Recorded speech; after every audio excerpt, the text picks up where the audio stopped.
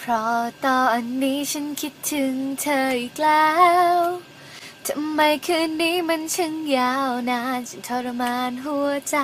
และอยากจะรู้ว่าเธอคิดถึงกันบ้างไหมและอยากจะรู้ว่าเมื่อไรที่ใจของฉันจะยอมเข้าใจว่าเราต้องน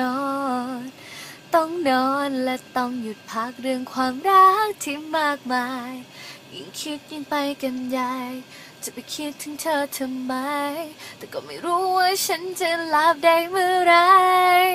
เพราะตอนนี้ฉันคิดถึงเธออีกแล้ว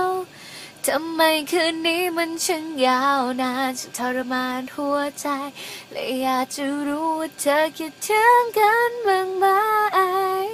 และอยากจะรู้ว่าเมื่อไรที่ใจของฉันจะยอมเข้าใจว่าเราต้องนอน